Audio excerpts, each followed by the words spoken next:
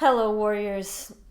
For those of us who are prone to depression, anxiety, other forms of mental illness like bipolar, etc., we have to consider ourselves mental health ninjas in the sense that we cannot really I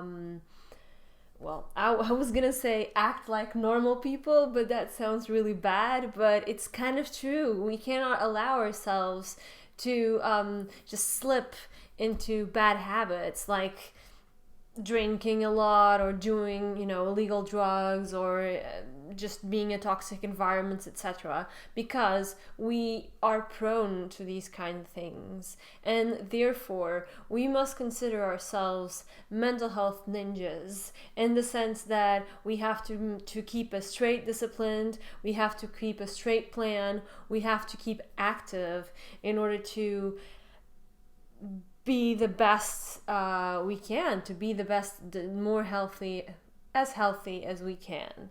And I think if we do these things, we can even become more mentally healthy than, let's say, normal people who just live their day-to-day lives without even thinking about what it is that they're doing and how they're doing and why. So here is my daily mental health checklist. I'm not going to say that you should, ideally you should do these things every day, I think, but I also know that with work and children and a family and everything that you might have in your day-to-day life, it might be hard to do all these things, but see it more like an aspiration, let's say. Okay, so number one in my daily mental health checklist is exercise or move for at least 40 minutes a day. This is really important. Exercise is known to release the feel-good hormones like serotonin and dopamine. This is why people get addicted to exercise once they start, is because they get this dopamine rush and then they want to do it again and again and again. And when we stop wanting to do it because we don't have this addiction, so to speak, going on anymore. The thing about exercise is that once you include it in your daily routine, actually you're going to see that it's going to be easier to maintain it. They say that it takes 20 days to create a habit. So if you start slowly, you're going to see that slowly, little by little, if you make exercise part of your routine, then even if you don't have the time or you think that you don't have the time, you'll end up making the time for exercise. And exercise doesn't have to be so complex. You don't have to go and run a marathon or plan on running a marathon or something like that. Exercise can be walking to work, for example, or biking to work instead of taking public transportation. I know that when my old house, when I used to go to work, the walk was 40 minutes, and that was really cool because the bus was 20 minutes, so waiting for the bus would be like, I don't know, 5-10. So in the end it would be the same thing, and I would have 80 minutes of exercise daily without even making much of an effort. Now in my new house, I bought a bike and I bike to work, and it's like 20 minutes, so it's already 40 minutes of biking every day that I have, and it's part of my daily routine. And then I jog, but that's something that I do. Second thing that I find really important is eat well. This video, this part maybe deserves a video on its own, but eating well is so important because when we eat sugary foods, we have an insulin rush where we feel very good instantly, but then we crash and then we crave for more sugar, more sugar, more sugar. It is proven that a diet full in a diet based on I can't speak anymore.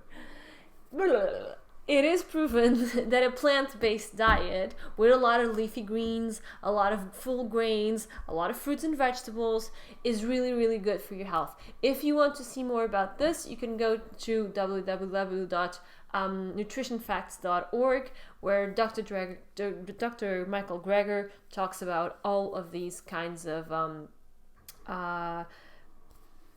nutrients that are good for every disease, and namely he talks about also depression. So you can just put depression on the search engine and he'll show you, you can hear it from him. My god, these children are getting bigger and loud. It's my neighbor's children. Anyway, he will give you some videos that show that these foods are indeed good for depression. When we are depressed, we tend to eat really, really badly. And because, you know, sometimes it's our only pleasure in life and everything. But if we make the effort, it's really, really worth it. The third thing is talk to other humans. When you're depressed, it's really important to not isolate yourself. Isolation creates the spinning in your head of thoughts that is bad for you, and that creates it's a chain of the depressive thoughts. So to let you out of this chain is important to be in a company of other people. You don't have to talk about your feelings, you don't have to talk about really important stuff.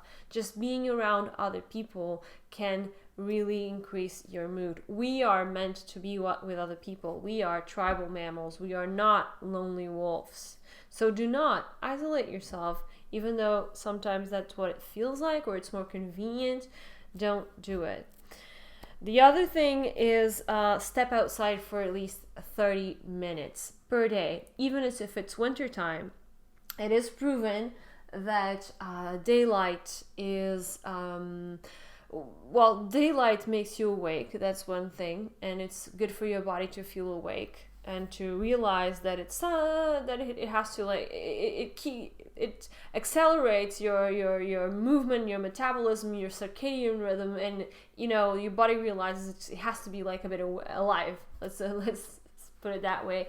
But also vitamin D in your skin for at least 20 minutes a day is proven to increase your mood. So go outside, even if you don't feel like it. You'll thank me later.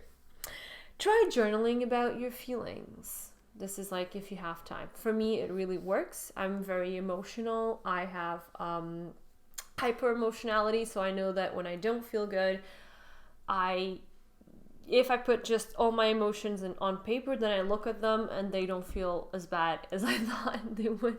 They don't seem as bad as I thought they were. It has to do also with putting your feelings into place and giving them an order and seeing that actually things are pretty manageable when you look at them objectively, instead of like just emotional turmoil in your head, which sometimes can happen. Try to have a bit of fun. A lot of times we are depressed because we don't like our lives. We don't like our job. We don't like what we do. We make ourselves do things. We fill our lives with obligations. Go see a friend, like I said, or go do something that you like. For example, I like reading. Or go to the cinema, or go see a movie. Just make yourself stop and make yourself have a bit of pleasure, because sometimes we forget that we deserve it, especially when you're depressed, because your self-worth, you have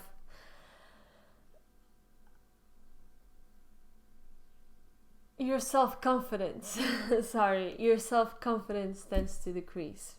Then you feel like shit and you don't feel worthy of anything, and but you are. One really important other thing is meditation. Meditation can really calm you down. That's one of the things. I don't know who's knocking on my door. Meditation can calm you down. That's one of the things that's very important. And it can help you with negative thoughts, because meditating is all about putting a name to your thoughts, putting a name to your feelings. And when you name them and when you see them, then you see them as what they are, which is thoughts and feelings and not reality. So that's how meditation can help you. Various types of meditation: mindfulness, vipassana, Buddhist meditation. I mean, I think any type of meditation can basically be very, very helpful. I do Buddhist Theravada meditation, I do mindfulness, and they both really help me. And the last thing is sleep well if you can. Why do I say this? Okay, because everyone that has anxiety can relate to this, which is that if you cannot sleep and you have a bunch of people saying that you have to sleep because it's so important, then it's going to be even worse and you're going to sleep even less. Try to sleep well. If you cannot sleep well, try to rest. You know, it's not important. It wasn't important is to rest. I'll do another different video on sleep and what I learned from the insomnia that I had. My house is falling apart. I don't know if you can hear it, but they're destroying my house.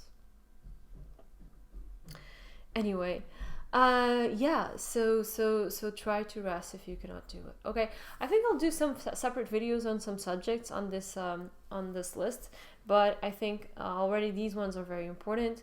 So if you have any questions, of course, just don't hesitate to contact me. I try to do this almost every day. Sometimes I don't have time, but I try to compensate in the other days that I have time to do a bit more. Like, for example, if I cannot journal one day, the other day I'll journal more. Ta-da! Happy healings.